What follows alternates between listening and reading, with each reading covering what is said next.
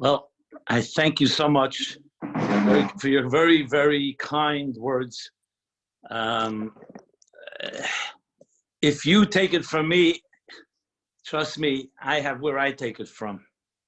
You know, for many years, the work I did, some of you may be aware, the work I did was to remember and retain the Rebbe's words. For many years, the Rebbe spoke on Shabbos and holidays. And when he spoke on Shabbos and holidays, it all had to be remembered and memorized because there were no notes taken and records made. So how did we know what the Rebbe said?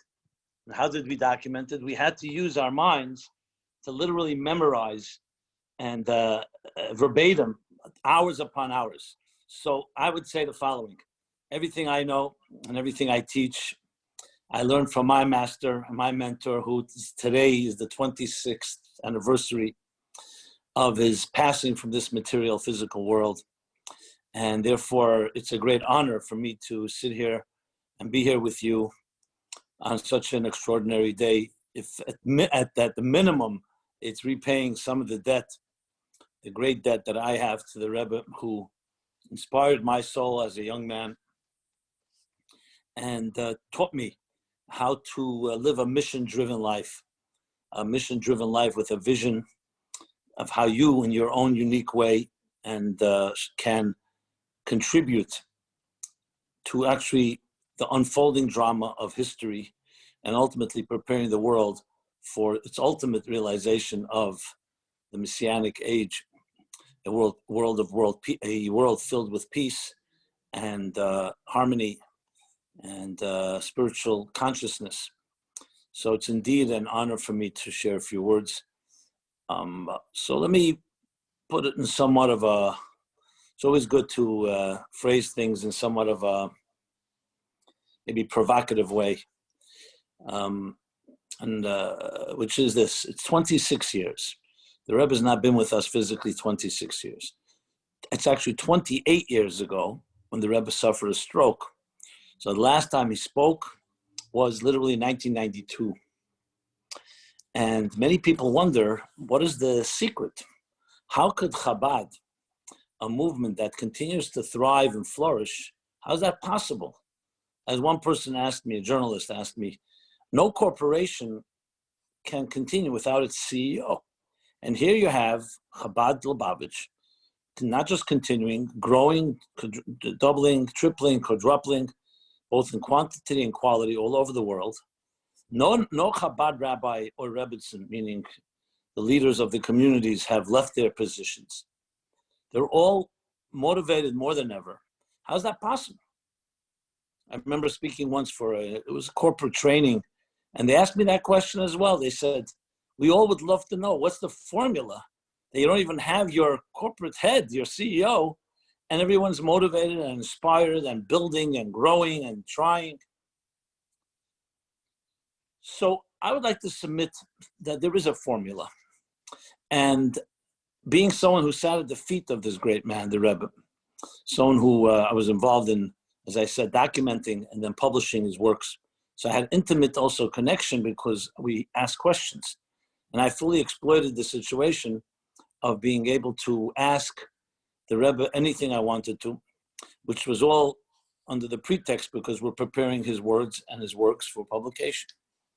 So as such, I became privy to a lot of ideas, and I want to distill them into 5 key principles that I believe when we understand them and then we incorporate them in our lives, it literally has the power to transform us. And that, and therein lies at least part of the secret of how Chabad continues to thrive and grow, which is, as I said, the envy of any person on this earth, whether you built a company or you have another legacy. Everybody wants to know, can I perpetuate myself? Can I perpetuate my values? Can I perpetuate what I stand for even when I'm physically no longer here? And the Rebbe, of course, managed to do that. And it wasn't just due to his magnanimous and his charismatic personality. It was due to actually following a certain formula, and a formula which did not originate with the Rebbe. Interestingly, it goes back to Judaism that is now, since Abraham, 3,800 years. Can you imagine? When President Nixon, U.S. President Nixon visited China in 1971 for the first time, the Western world was exposed to the Chinese culture, and it wasn't due to coronavirus at the time. So they were very intrigued, the journalists, Western journalists. So one of them asked Zhou Enlai, he was the prime minister who took over after Mao Zedong. He asked Zhou Enlai, tell me, what do you think about the American Revolution? You know what in UK they think about the American Revolution. But what do you think? What in China do you think about the American Revolution? And you know what his response was? Fascinating response, but perfect. He said, it's too early to tell. It's too early to tell. Why? Because America was only a few hundred years old. The Chinese civilization goes back 1,800 years. So I say to us all, and to the Chinese as well, we are here for 3,800 years. No nation has made it. You look at every empire, no empire has been able to prevail. Who are the descendants of the great Roman Empire? Who are the descendants of the Egyptian Empire, the Babylonian one, the Persian, the Greek, the Syrian, the Assyrian, the Ottoman Empire, you name it, the Byzantine Empire. There were great, great forces in their time, far, far stronger and larger than the Jewish people. And yet we are here. We are here. So there's a formula to that as well. And all this is contained in why we're honoring this day, Gimel Tammuz, the third day of Tammuz. Because why would we honor something of things that happened so long ago? And the answer is, as I'm going to elaborate now, because within it lies the very essence, the very strength and power that gives the human spirit the ability to prevail over all challenges and to perpetuate, and to grow far beyond our own selves. Now, you tell me anyone in the world wouldn't want to have such a formula. So the Rebbe was able to convey that, and not just convey it in words, in spirit, in his energy, and it touched and changed everyone who came in contact with the Rebbe.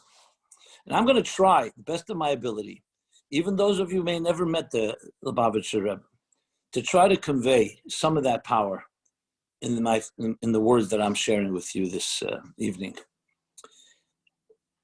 Evening in London, I'm sure there are people zooming in here from other places in the world. So wherever you may be. And I said we'll break it into 5. And I'm going to spell them out right now, and I'm going to go through each one of them and try to demonstrate its uniqueness. So the 5 they are an acronym. I couldn't find a perfect acronym for it. So I have created the acronym, we'll call it MIPOD, M-I-P-O-D. So we'll say it's mission, initiative is the I, persistence, opportunity, and finally destination. I'm going to go through each one of these 5. Let's begin with mission. Anyone doesn't need to have gone to business school knows that the business 101 is, before you open any business, you need to have a mission statement. Sometimes it's called a vision statement, which then translates into a mission statement. What is a mission statement? A mission statement is essentially saying that what's the purpose of what we're doing? Just to give an example, Google is one of the largest companies in the world. Its mission is to organize all the information of the world and make it readily accessible. So it's 120 or 130,000 employees. They're all driven by that mission. All the projects, all the investments, all the offerings are all about fulfilling that mission.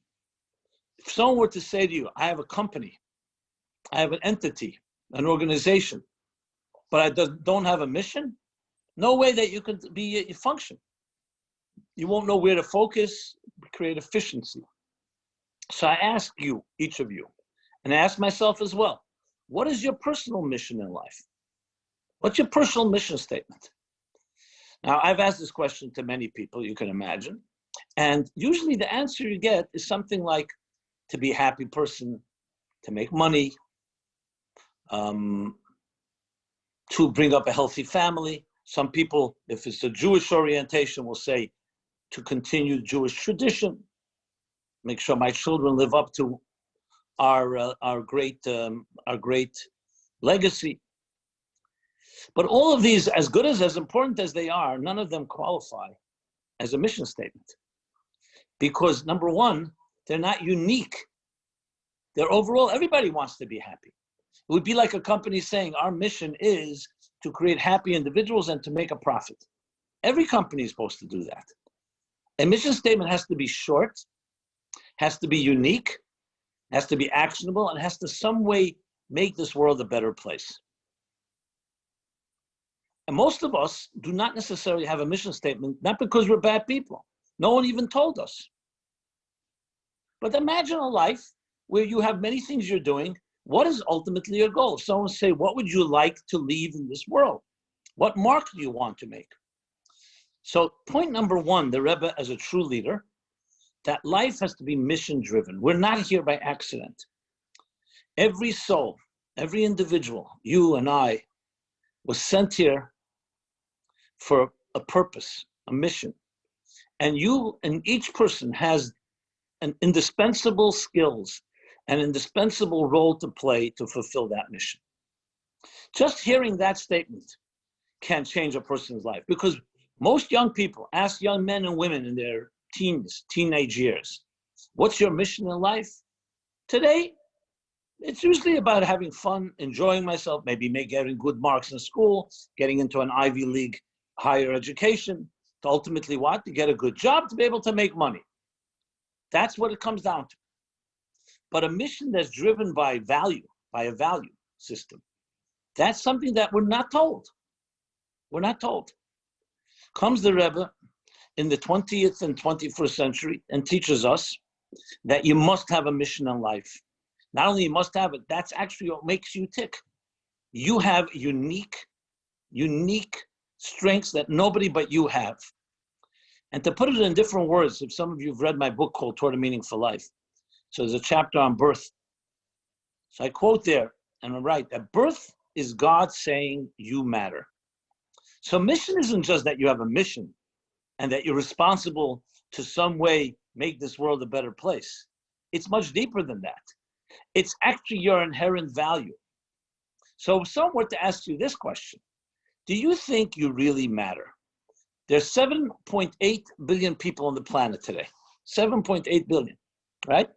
I ask you, do we really matter? Among the 7.8 billion people, it's almost like a grain of sand on a beach. How significant can you and I be when there's 7.8 billion people on this planet?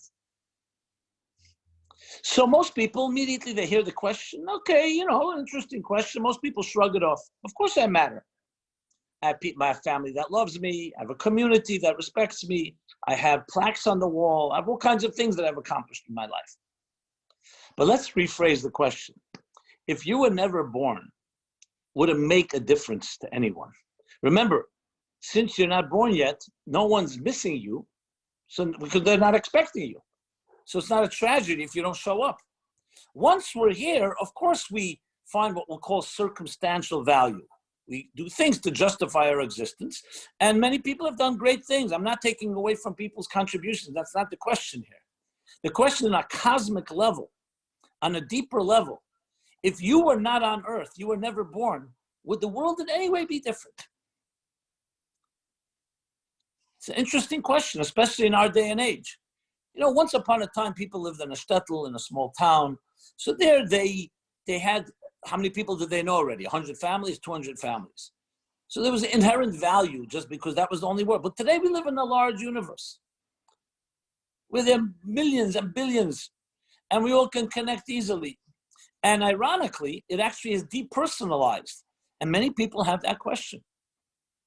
I remember, I don't know if you remember the tragic shooting in Columbine, in Columbine School in, where was it? In Colorado, in the United States. I mean, unfortunately, there have been many more. But one of the things that struck me at the time was when they asked people, how is it possible that students in a school would turn on other students? You know, we have now our new violence that's taking place in our part of the world. So interestingly, I'll tell you something that I discovered. When you don't really value your own life, life of others becomes more negligible. The principle which the Rebbe so embraced, especially in our time, not a new principle, mind you. It comes straight from the Torah, straight from the Bible, that every human being was created in the divine image. This has now become institutionalized in constitutions, whether it's the American Constitution or the British Constitution, that all people are created equal. We all have unalienable rights, that there's a value, a sanctity to life. And it's so easy to lose sight of that, especially in a world like ours. So this all goes into the M of mission, that you are here not by accident. You're not dispensable. You're not optional or arbitrary. You are necessary. Like, think of a great musical composition. Every musical note, every instrument in the orchestra is necessary. And if you don't do your part of the job, no one else can do it but you. Do you know how empowering that is? I remember as a young man, struggling, searching, seeking, when I began to capture and appreciate the potency of this message, it changes everything, especially in your formative years. Because that's what you're looking for. You're looking, can I make a mark? I want to accomplish something. I want to feel like I'm important. And not as an ego trip or arrogance, that I have something to add. You know, they tell this story about the shtetl in Russia. You know, paupers. They had no money. They had no belongings. They were very simple paupers. Interesting thing happened. The king, the great king of the country, said he's coming to visit this town. Now, this is once in a lifetime experience. The king is coming to visit this. So they got together. They said, we want to show some appreciation. Let's give the king a gift. What could they give? They didn't have anything. What could be valuable to the king? A bunch of poor individuals. And they came up with an idea. They said, you know what? Each one of us will take a bottle of wine. We have wine that we save for Kiddush, or we save for Passover, whatever it may be. And we'll put a big barrel in the middle of the town, right? And we will then see, we will then give that barrel to the king as a gift. Now, one husband comes home to his wife and says, you know, I have an idea. Since we have very little money, you know, to just have one bottle of wine is a big expense for us. So why do we have to get involved in the wine? Instead of pouring wine, we'll pour a bottle of water into the barrel. Who will notice? Among the hundreds of bottles, one bottle of water will not be even recognized. The problem was that he wasn't the only smart Jew in town. Every other Jew thought of the same idea. So you know what happened at the end? The king came to the town and they gave him a gift, but the gift was one big barrel of water. Because when you don't think your contribution matters that much, how much are you going to invest? So this issue of being valuable, of mattering, of being indispensable, of having a unique mission, from a psychological point of view, in it lies the secret to everything. Because if you don't really matter, you know, what's the big thing? One bottle of water among hundreds of others. Then your choices don't matter that much, and your decisions don't matter that much, and everything becomes somewhat like optional. The Rebbe had that sense of urgency, and he infused it in every talk he delivered. I remember once him looking at the whole crowd, thousands of people at a Fabrenin, and he said, each one of you, each one of us has a mission to accomplish that nobody but you can accomplish. Now, personalize that, internalize that, that itself is already a formula for power. So every one of Chabad Shluchim, wherever they may be, you think they forgot that because the Rebbe passed away 26 years ago? No, this changes your whole outlook at things, your whole perspective, because you are now mission-driven. The mission doesn't change. And once you own your mission, this becomes your passion for the rest of your life. So I'm not suggesting here in this 1 hour that we're spending time or whatever the amount of time that we can come away and have a sense of that we are suddenly going to change our lives overnight. But I'm trying to plant the seed in your mind. Ask that question to yourself. Ask that question to your children, to your grandchildren, if that's where you're at in life. Ask it in a way where you come to realize that there is a mission, a unique mission. Imagine children from the youngest of age, when they wake up in the morning, and you put them to sleep at night, and you just say to them, I love you, but more than I love you.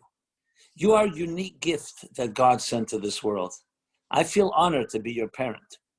I will do everything possible to help cultivate, to help nurture the unique flower that you are, the unique music that you are going to play. Because what you have to accomplish in this world, you and only you can accomplish. We would tell this to our children day after day. It will change their entire lives, because you grow up, it's the best preventive medicine. The best preventive medicine. That when someone becomes a teenager or grows into an adult, say, why am I here? Who needs me? Am I valuable? Does anyone care? And I don't mean just immediate family, but when you have in your mind that axiom, that given, no, you are God's child. Birth is God saying you matter. I remember my son coming home from school, very excited. He was a little boy at the time. And and I said, why are you so excited? He says, I heard something very nice today. I don't know, maybe he was 8 years old. What did you hear? I said to him. I said, you were born an original. Don't become a copy. As a father, I was so proud, and I got excited. Years later, just a little while ago, I asked my son, who now has his own children. I said to him, you remember that day when you told me you were excited? He didn't even remember, but I remembered. And I told him, I said, you told me you were born an original, don't become a copy. Let me ask you, are you an original or a copy? I asked my son. No pun intended, but my son happens to be a copywriter. So he says to me, he's a wordsmith. He says to me, I'm an original copy, whatever that means. Point being, my friends, is that we are all originals. There's a very sad, tragic poem from Oliver Wendell Holmes. I want to just conclude point number 1 of these 5 revolutionary principles with this. The poem is called The Voiceless. The Voiceless. And he says, alas to those that die with their song still inside them. Alas to those that die with their song still inside them. Now, I don't need Oliver Wendell Holmes for this quote. I heard it from the Rebbe in different words, in positive terms. We all have a song within us, a beautiful song, many songs, and only you can sing your song. But how often do we become conformists? We don't want to rock the boat. We're pleasers. And we haven't even found that song within us. What the Rebbe did for anyone that came in his proximity and continues to do, because the teachings are there, that you are this unique soul that has these special songs and gives you the courage to sing your song, to show what you can accomplish. So that's, my friends, point number 1, mission-oriented life, driven by purpose, that you have unique purpose, unique role to play, a unique mission to fulfill. Let's now go to point number 2. Point number 2 is initiative. Initiative. Just a few, just a few weeks ago, 2 weeks ago, we read in the portion of the Torah the following story. Well, it's actually a commandment. Aaron, the high priest, he's told that when you light the menorah in the temple, in the holy temple, they lit a menorah, a candelabra. That make sure when you light the menorah, you have to, it's called raise the flames. The Rashi, the classic commentator on the verse, he comes and says, 1 second, why does it say raise the flames? Since when do you raise flames? You ignite flames. You kindle a flame. What's this raising? What does raising a flame mean? And he explains that the commandment was that when you lit the flame, a flame it takes for a split second for it to catch, right? You have to wait until the flame caught. That means until it's burning on its own. Comes the Rebbe, and this is one of his favorite themes. So often he spoke about this. He said, and what's the worst scenario? Let's say you don't wait. The flame burns out, and then you light it again. No, you light it. You go to the next one, and if it burns out, you light it again. You have to go make such emphasis. And the Rebbe explained, lighting a flame, lighting a menorah, is not just a menorah in the temple. It's the story of our lives. We are all meant to be walking menorahs. When we raise our children, when we educate our students, when we inspire other people, whoever we may be, we are lighting and illuminating those around us. So there's two ways to educate and inspire someone. You can inspire someone by giving them a lot of motivation, a good pep talk, inspirational anecdotes and stories and analogies and so on. That's one way. You can educate someone by giving them a lot of information, a lot of data, a lot of facts. But true education and true inspiration is empowerment. It's helping a person rise on their own.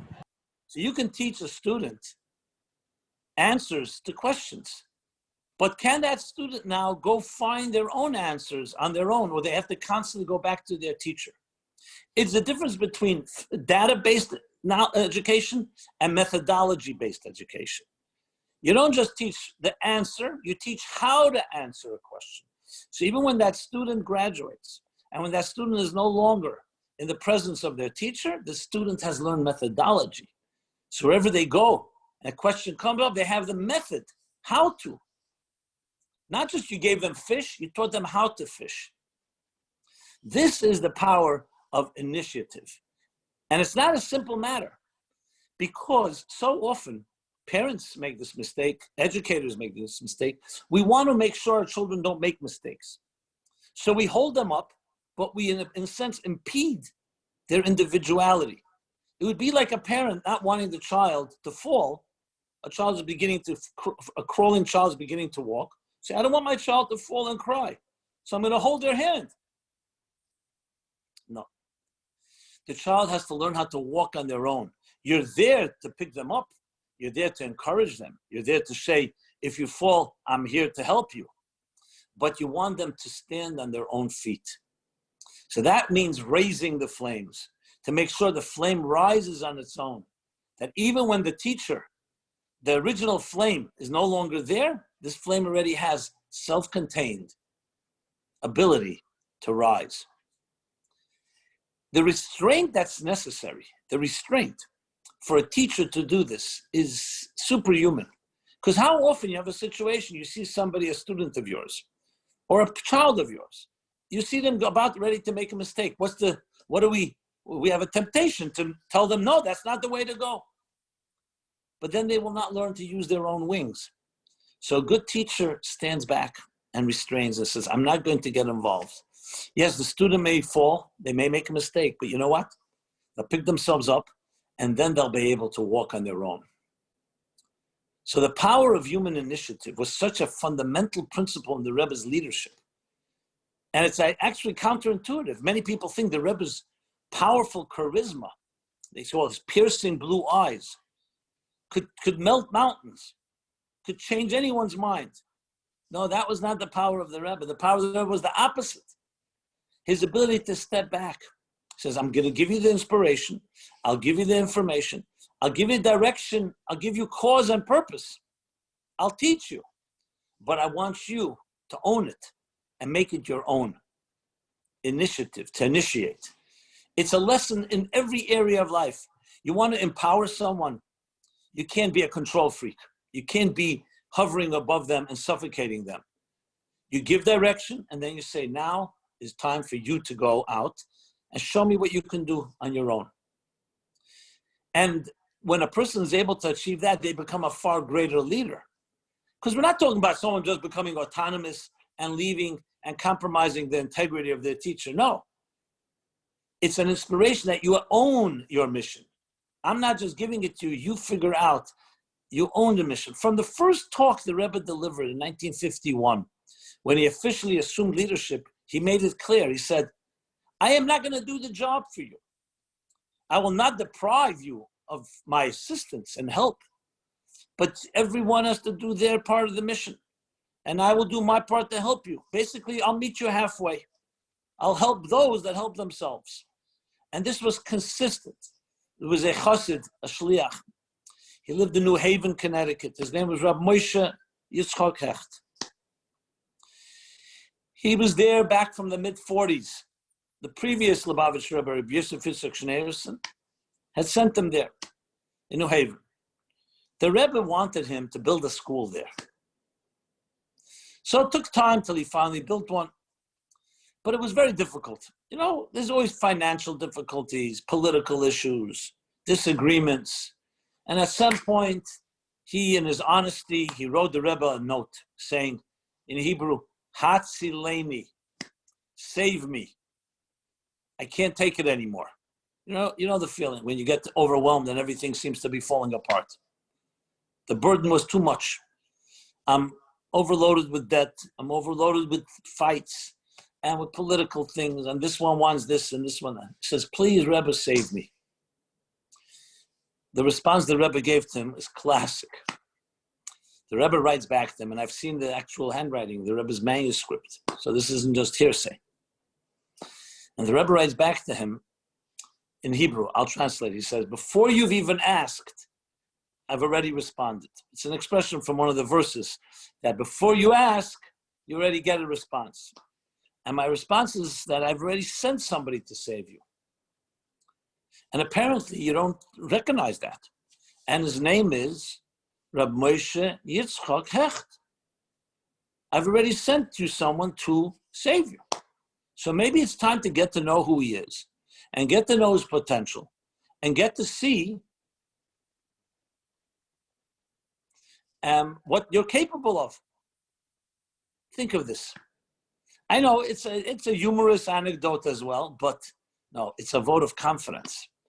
It's saying you yourself don't even know what you're capable of. I believe in you more than you believe in yourself. That's the hallmark of a true leader. Because what he's saying is that you have everything you need. Yes, Aaron, the high priest, has to ignite the flame, but you'll be able to rise on your own. And that's point and ingredient number 2 that explains the perpetuation of Chabad till this day. So 1, there's a mission-driven life. Number 2, the power of human initiative, that no one is going to do it for you. You have what it takes. Yes, we need our teachers, and we need our friends, and we need our colleagues, and we need our supporters. But they are here to help support what you're capable of. Let's go to number 3. Number 3 is what? Number 3 is persistence. I'll convey it through a story that happened in my formative years. I was, I believe, 9 years old. 9 years old. I grew up in Crown Heights. And it was Sukkot, the holiday of Sukkot. We sit in a sukkah, a portable shack, with a very a roof that is made of evergreens. And that sukkah happened to be in the year 1966, happened to be a torrential rains the Nazis throughout the whole sukkah. Rains, so when you're home, the rain doesn't affect you, hopefully, but in the sukkah it does. Even if it's a thick schach, even if it's a thick covering, so it takes a little while till they get saturated with the rain, with the water, and then it becomes a real mess. Now, Chabad, the custom is that you eat in the sukkah even when it rains. But the Rebbe had a custom that every sukkot he would farbring, he'd have a farbring, a Hasidic gathering. And where was this gathering? In the sukkah, right near 770. If any of you have ever been to 770 Eastern Parkway, right next to it is a courtyard, and they would build a sukkah. And the Rebbe would give us talk. Here, this little 9-year-old boy, myself, I come in, middle of the Farbrengen, it's pouring outside. It's pouring. Come into the sukkah. The sukkah has already been saturated with so much water that it was dripping in globs on everybody.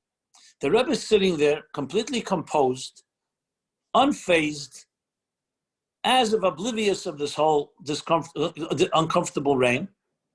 And he's speaking. I couldn't hear the words. It was too distant. I was too far. It was too noisy. But because the Rebbe was there, he had hundreds and hundreds of his students were there and his Hasidim. But the sight never left me. You know, a child remembers things. You remember something gets clicks, etched inside of my memory. I don't remember how I thought about it as a child, but I know thinking back, it left such an impression on me. What was the impression? Why is the Rebbe sitting in a wet sukkah? You know, we have a thing called in the world, modern world, we have a thing called a rain date. It rains. You make an alternate date, plan B. Secondly, they're not even eating a meal. It's a Farbrengen, they're saying l'chaim. So the worst case scenario, go to Farbrengen inside the 770, inside the building, comfortable, people aren't wet and all messy. And don't say l'chaim. So it'll be a Farbrengen without, what was the logic?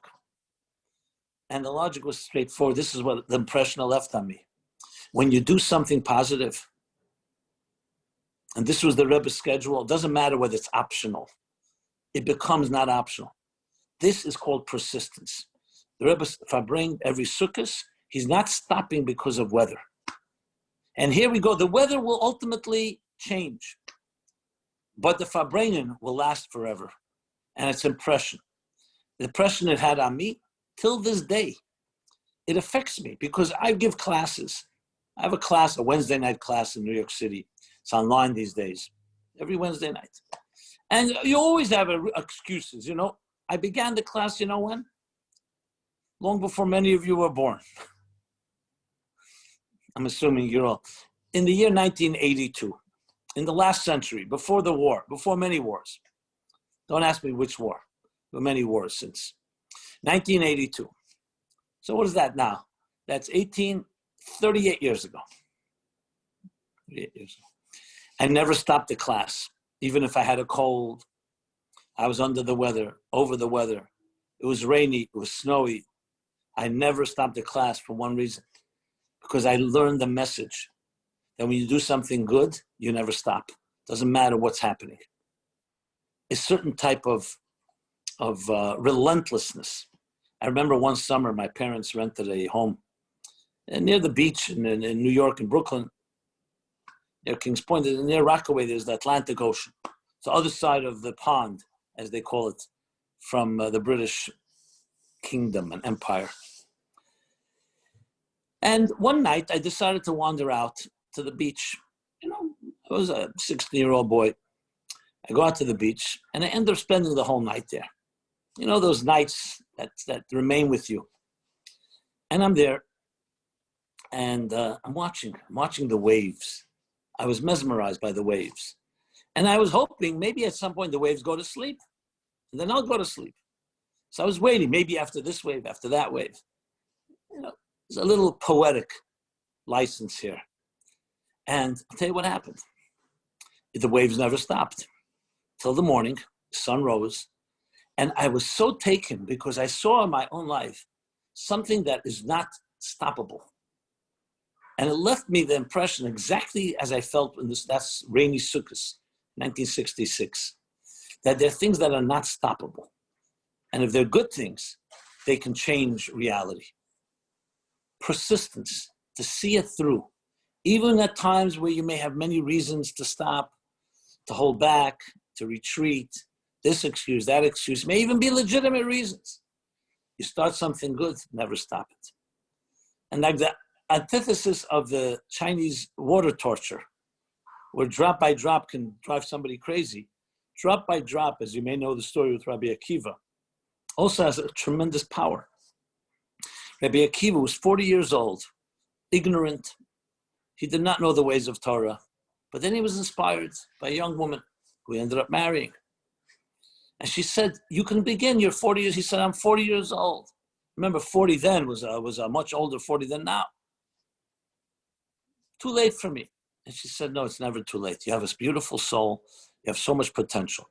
So he was walking once near a brook of water, and he notices a stone at the edge of the water that has a perfectly bore, someone drilled a perfect hole through the stone. Says, who would make such a hole in a stone? And as he continued to observe, he realized the drops of water from the gurgling brook kept dropping on that stone, and he saw them going through that hole. So he realized after time, drop by drop by drop by drop, the stone was pierced. He was no fool. He took the lesson very personally, and he said, if a stone can be pierced by persistent drops, how much more myself? I'm not a stone. I have a soul. And he made the commitment at the inspiration of his wife to become and start studying, and he did it persistently. And you know what happened? Rabbi Akiva becomes known as the greatest Talmudic scholar. Kula Ariba de Rabbi Akiva, the Talmud says. Everything goes according to Rabbi Akiva. He had the greatest student, 24,000 students and more, that changed the whole landscape of Judaism and of the world. Persistence. So when you combine mission, so far, initiative and persistence. I remember, and it brings me to tears when I think about it. Remember the Rebbe sitting for hours and hours and hours, Farbrengen. And I was thinking to myself, who is he speaking to here? You know, some people are half asleep. Some are asleep with their eyes closed, as the Rebbe once said, and some are asleep with their eyes open. You know, some of us were mediocre. Some of us were tired, had other things. And here we was going on and on with the Rebbe's that passion. I mentioned relentless passion. And nothing fazed him. It was amazing to see. Sometimes I'd cry for the Rebbe. I say, you know, is he wasting his time with us? God forbid. No, but by him, he didn't think that way. You keep on.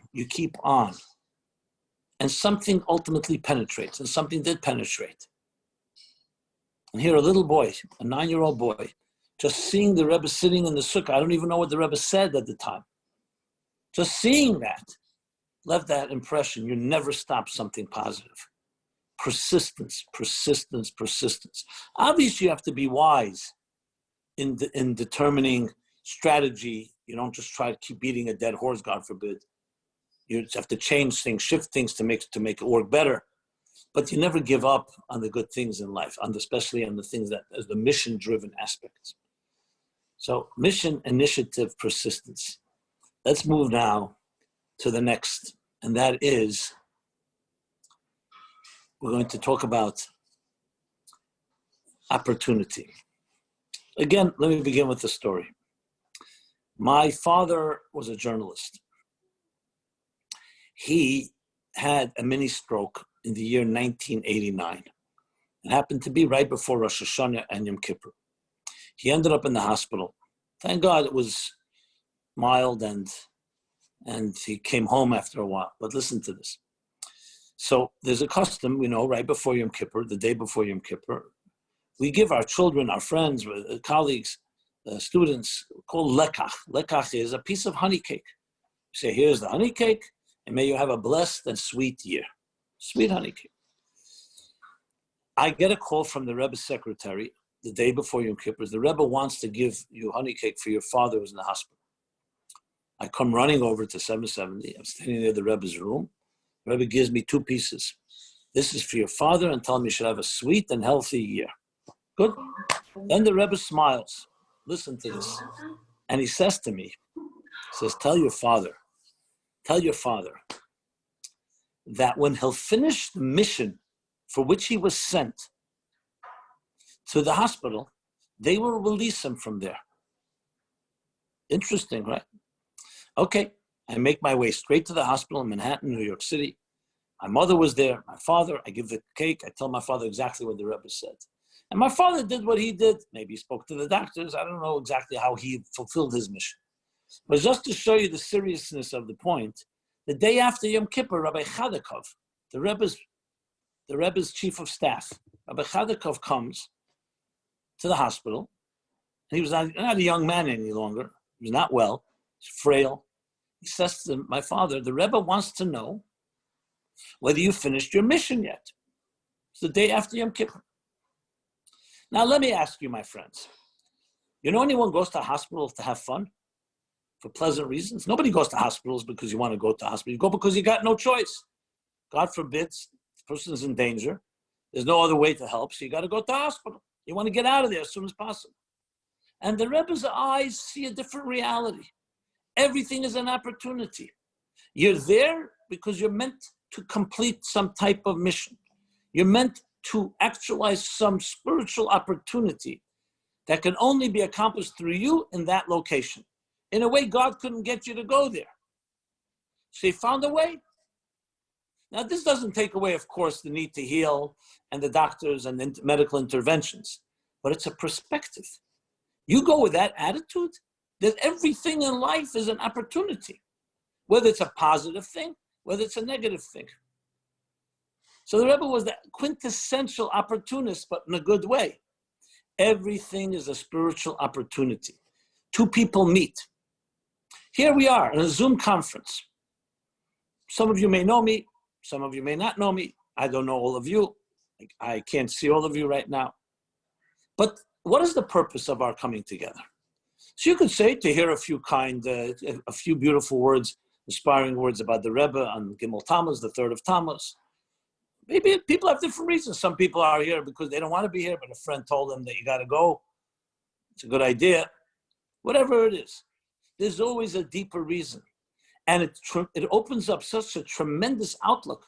Whatever happens in your life, for good or for bad, is an opportunity to do something and release a potential energy that wasn't there before.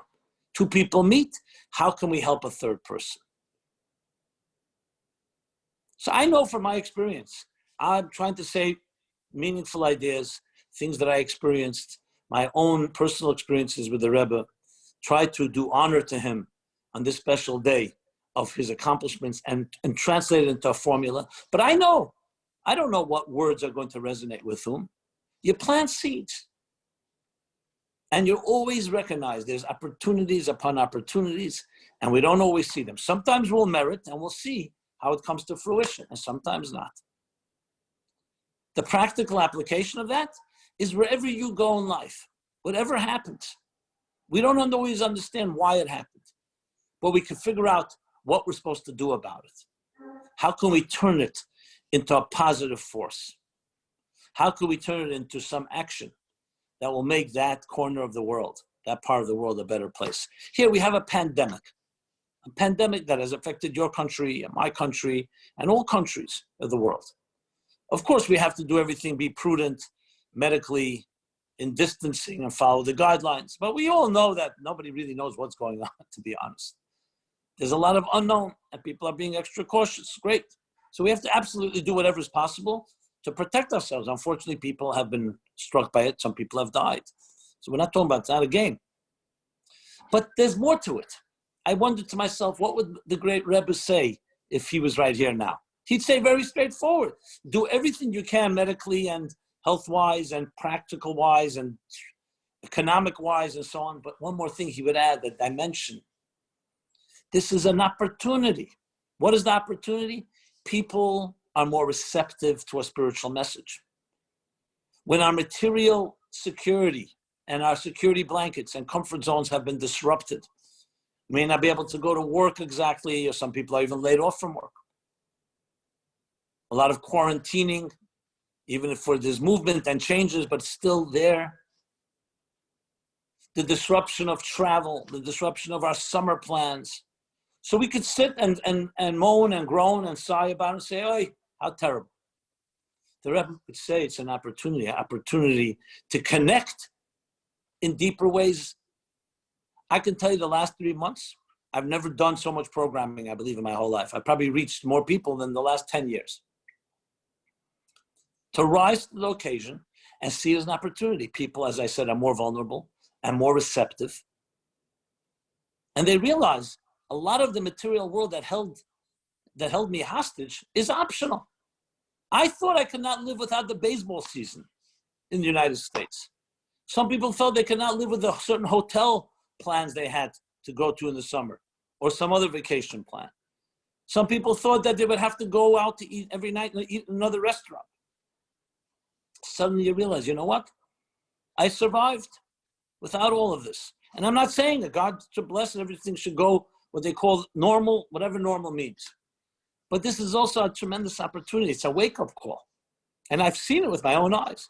I've seen people who've risen to the occasion with noble acts of kindness, of camaraderie, of unity. Technology, which is just technology, has connected people. I've connected to people like I've never connected before.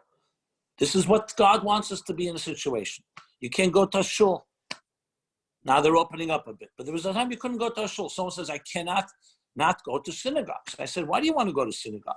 Because God wants you to go, or because you like the synagogue, you like the Kiddush? He said, it's a good question. So I said, you know what? God now doesn't want you to go to shul. That doesn't mean you can't turn your home into a shul. Maybe it's time to turn your home into I don't mean a shul, invite people. I mean to pray at home. Find God in your heart and soul. You have more time now with your spouse. So more than one person has told me, I've had enough issues with my spouse. Now I'm stuck with her or with him. So I said, no, here's an opportunity maybe to get your act together and dig deeper. And don't just become a victim of past circumstances. Opportunity upon opportunity. It's not a justification. It's not explaining pain or grief or disruption. It's saying that everything can be turned into something that is a positive. My father ends up in a hospital. Who would see an opportunity there? That's how the Torah sees it. And the Rebbe looks through the eyes of the Torah. That's, by the way, I would actually say that's how Jews survived 3,800 years of challenges. You think Jews marched God forbid, to the gas chambers, to their deaths? But they knew the journey is not over. In some mysterious way, the journey will continue, and we will prevail, and we'll ultimately come to a point where we come to point number 5 in this of these 5 principles: destination. Now, why do I call it destination? Why don't I just call it Mashiach or Geula, redemption, Messiah? Because those words are loaded, and many people don't even know what it means. And some people are actually terrified when they hear those words. They say, what do you mean? What do you mean by these mumbo-jumbo, messianic fantasies, mystical? Some see it as just crazy. It's one of the most rational and logical concepts when you see in the context of destination. What is a destination? A destination means you're on a journey that began somewhere, had a plan and design, and you know what? You come to realize the purpose of that journey. Mashiach, in simplest English, simply means this: that God created the world for purpose, with design, and put each one of us into this world and said, you're an indispensable ambassador of light on my behalf. I want you to take the material, physical, corporeal, hostile world even, corrupt world, duplicitous world, and turn it into a haven, turn it into a home, a divine home and a divine garden. To create harmony in a world of chaos, in a world of fragmentation, to create unity. That's what I want you to do. And I assure you that it's going to be a challenging journey. There'll be many distractions. There'll be many who don't want to cooperate. But keep at it, and you will see the day when you will reach the destination. Destination means total fusion between heaven and earth, between matter and energy, between soul and body, between God and existence. A world that will be saturated with divine knowledge as the waters cover the sea.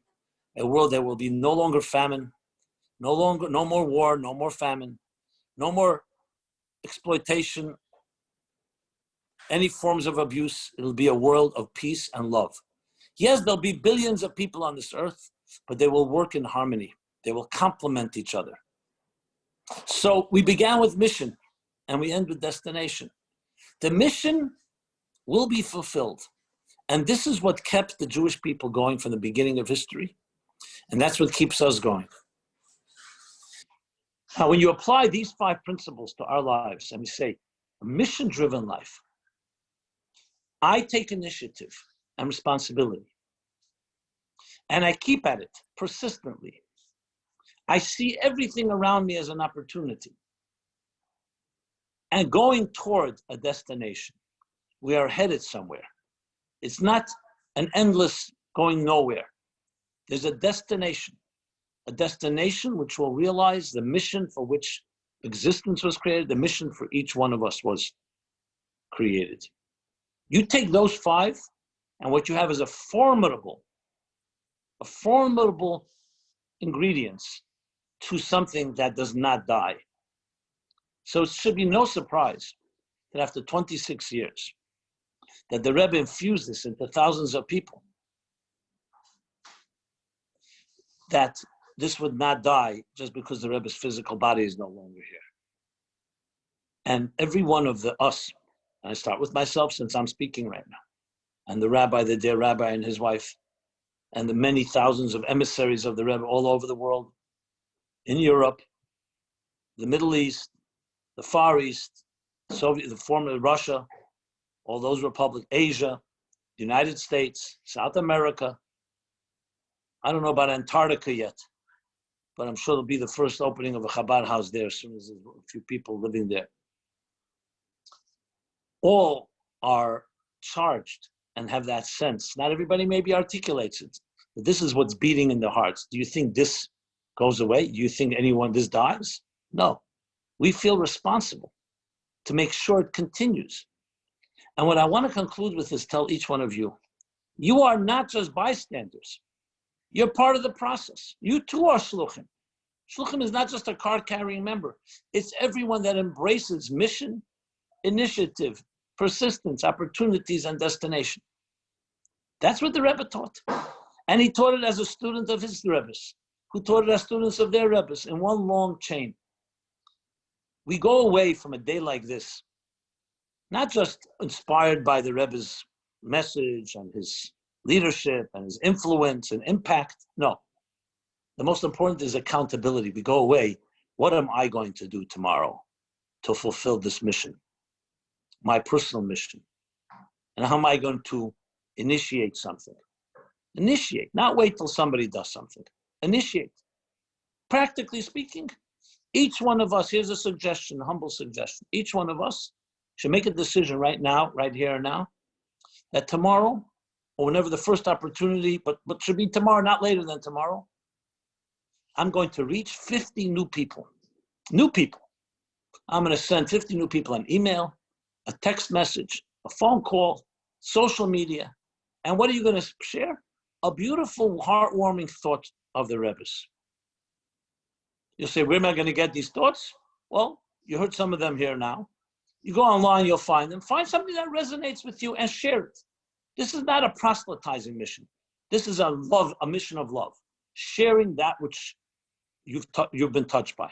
Imagine each of us reached 50, and we ask those 50 to reach other 50. That's how you create revolution.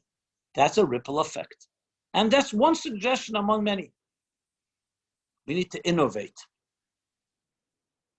So I feel tremendously honored to honor, as I said, and celebrate my dear mentor, Rebbe, and really yours as well, a Rebbe of so many people. But I feel the job is far from finished. We have to reach a critical mass. We have the tipping point. And it can only happen if you and I, and every one of us, joins together and does our part, because each of us have our sphere of influence. Each of us have the people we know. We have our skills and our tools. I have no doubt that if each of us sings our song and plays our music, we join together in one large cosmic symphony. And then God will join in, and the Rebbe will join in, and all those that have already passed on will join in, that we can then conclude this journey into this beautiful destination where there'll be harmony within diversity, a tremendous cosmic orchestra and symphony of 7.8 billion musicians, each of them playing their unique music and each recognizing that we need the other to complement each other. So we don't want to get rid of the diversity, it's the harmony within diversity. It's not as difficult as it sounds. We become jaded. We become used to attitudes. That's why I see the pandemic as almost a wake-up, not almost, an actual wake-up call, because what it does is it helps you challenge the givens. It challenges the routines and patterns that we've become addicted to, let's be honest. And says, you know what, maybe this is possible. Remember, you all have to do is play your song and your music and inspire a few others. There's no doubt. And the Rebbe said this time and again, we do that, the response will be much greater than our investment. And we will merit in our lifetimes, and hopefully as soon as possible, to see that in fruition and really do justice to all the Mesiras Nefesh, the sacrifice, commitment that the Rebbe invested in this in his lifetime, and continues to do so as we continue the job, continue to perpetuate and grow and thrive. God bless you all. The special day should serve a merit to each person. They be healthy and well, physically, spiritually, in every possible way. This period, this strange period in time, should become a catalyst of true spiritual and global transformation. Thank you so much. And thank you again for the honor of having me. Thank you very, very much. Do you have time for a few questions? Sure. If anyone has any questions, please put them in the group. You can ask them privately if you don't want. I asked somebody if they had a question, and he responded, no, he's answered everything almost. Okay, almost is a good addition, almost. But someone in the beginning said that just a question about how to find their mission statement. I know it's, okay. Yeah. No, it's an excellent question. So I will tell you, go to my website, meaningfullife.com, and there's an article there that says how to find your mission. Or if you send me an email or through the rabbi or WhatsApp, we'll send you the links. Because I wanted to mention that. If any of you have further questions, obviously you can only cover that much. Please feel free to be in touch with me. Meaningfullife.com is the easiest way. And there's an entire article. We just finished working on a course of how to discover your mission. It's hard to answer in a few minutes, but I think that article will help answer how to identify your inner strengths and help you identify your particular mission. So that will answer that question. I hope that's, rather than me going into all the elaboration. If anyone has any more questions, we can ask them now, or we will pause the evening. Please. We are forever friends. I meant what I said, that we're all part of one symphony. So don't hesitate. If anybody has questions or comments, I'm accessible, and please send them. I do this. This is what I do this is my mission. And there's many opportunities. I do a Sunday night program where I actually directly answer questions. Rabbi, why don't you share that with them, and I'll be happy to answer. Now, if anybody has right now, I'm not trying to avoid. If anybody has something, I got it. L'chaim, everybody, and L'chaim to you. Have a good Yom Tov, and everybody be well. We'll see you all tomorrow. So tomorrow we have at 6 o'clock is Friday night service, and 5 p.m. We are doing the history of Benvenita Abba Benel. That will be at 5 p.m. Looking forward to seeing everybody. Have a great night and a good Shabbos. L'chaim, l'chaim. L'chaim, good Shabbos to you. Thank you again for having me. Thank you.